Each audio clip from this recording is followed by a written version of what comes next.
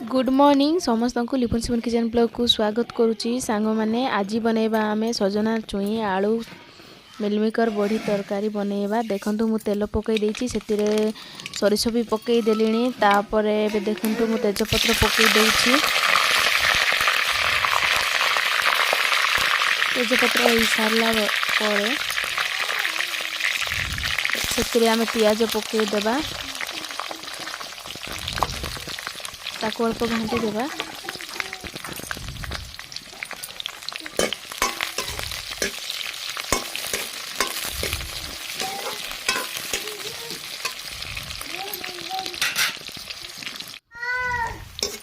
प्याज हो गलानी सांग माने देखंतु सेतिरे आमे सोयाबीन को पकई देबा कहीं ना कांटी देसी स्टाइल रे बनौची तो से बोली मुझे फ्राए करनी सोयाबीन को डायरेक्ट पकई दूसरी पियाज रे से ही मसला सब पकईबी वेजिटेबल पकईबी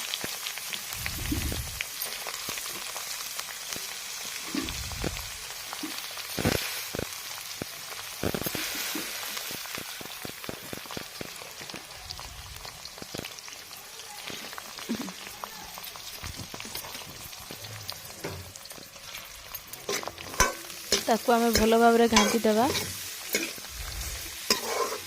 सोयाबीन बड़ी लाल हवा पर्यंत ताको भाजीबा ठीक है।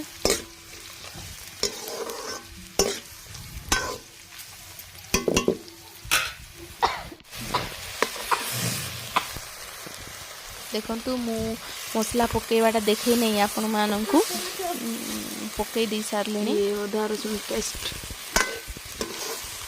मसला पकेवाटा न देखी थोरू क्षमा प्रार्थना चाहूँगी।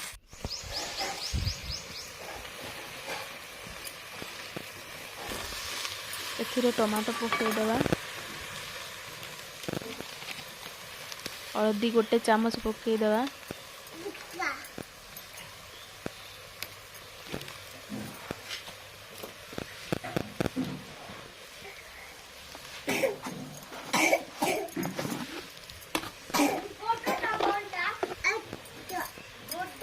लुण पकई देछि मु सांगने स्वाद अनुसार माने सबू पनीपरिया को पकेले जति होबो से हिसाब रे मु अनुमानिक रे पकई देलेनी आगुआ सब पकेला परे पकेबार थिला किंतु मु आगो पकई देछि जति की पनीपरिया काटिछि से हिसाब रे मु अनुमानिक हिसाब रे पकई देछि हम ताके टमाटो को टिके सिझिया दबा से पर्यंत आम पनीपर को धोई गोटे पात्र रखी देते ताको आम ए पकईदेवा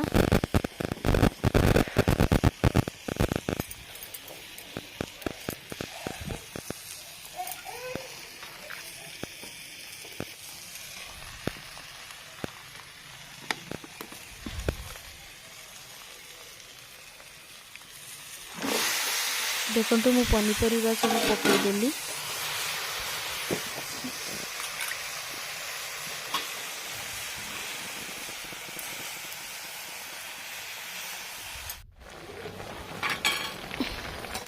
ताको आमे भल के घांटी देबा सब आड़े जमती मसला जो पकई थी सेटा टमाटो लुण जहाँ पकई थी सबू जाक सब पनीपरिया रे मिसिबा पई एपट सेपट करी भल भाव रे ताको घंटा घंटी कर देबा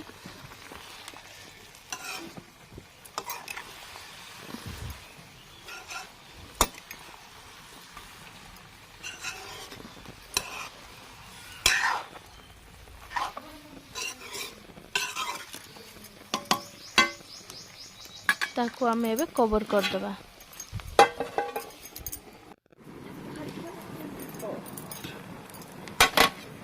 देखो सामने आउटले ताको गरम गुडे के दे देबा माने कवर ढांकी के बांधी पुणी तो ताको काढी के तळ आडे जोटा सिझी जाइतबा ताको ऊपर को आनी देबा पुणी ऊपर जोटा सिझी नतबा ताको तळ को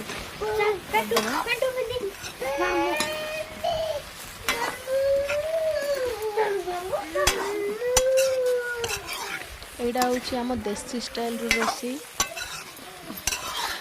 गाँ मानक जमी क्या घरे केमती बना हुए कि आम घरे एमती बना हुए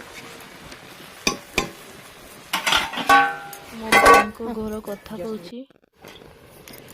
चलती सांग मैंने मो गोड़नी गुड़े गोड़नी काढ़ी दौची तापर एथिरे भलकी घांटी देबी तଳରେ ଯେତିକି ଭେଜିଟେବୁଲ୍ ଥିବ ସବୁ ସିଝି ଯାଇଥିବ ତାକୁ ଉପରେ ଆଣି ଦେଇକି ଘାଣ୍ଟା ଘୁଣ୍ଟି କରିକି ପାଣି ପକାଇଦେବା। ସୋୟାବିନ୍ ବଡ଼ି ତରକାରୀ କରିବା ପାଇଁ ମୁଁ ବୋଇତାଳୁ ନେଇଛି, ବାଇଗଣ, ଆଳୁ, କଞ୍ଚା ମଟର ଚଣା, ତାପରେ ସଜନା ଛୁଇଁ ଆଉ ସୋୟାବିନ୍ ବଡ଼ି ଗୋଟେ ପ୍ୟାକେଟ୍ ନେଇକି ମୁଁ ସୋୟାବିନ୍ ବଡ଼ି ତରକାରୀ ପ୍ରସ୍ତୁତ ଗୋଳଣି ବନ୍ଦ କରିଦେଉଛି। 5 ମିନିଟ୍ ପରେ ପୁଣି ଥରେ କାଢ଼ି ନେବା। ଦେଖନ୍ତୁ 5 ମିନିଟ୍ ହେଇଗଲାଣି। ପୁଣି ଥରେ ଏବେ ଗୋଳଣି କାଢ଼ିକି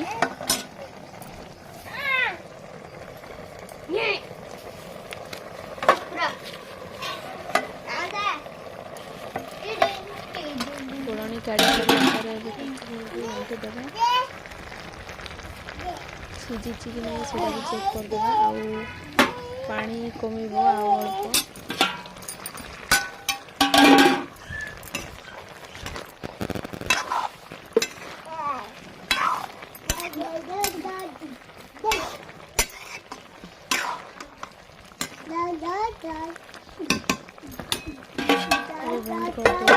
ହେଇଗଲା ରୋଷେଇ। ଆଉ ଅଳ୍ପ ସମୟ ଗଲେ ମୁଁ କାଢ଼ିଦେବି। ବାବୁ ଭିଡ଼ିଓ ଦେଖନ୍ତୁ ସାଙ୍ଗମାନେ ଏବେ ଏଇ ଆସିଲାଣି। ଭଲ ଲାଗିଥିଲେ ଆମ ଲିପନ୍ ସିପନ୍ କିଚେନ୍ ବ୍ଲଗ୍କୁ ସବସ୍କ୍ରାଇବ୍ କରନ୍ତୁ, ଲାଇକ୍ କରନ୍ତୁ, ସେୟାର କରନ୍ତୁ।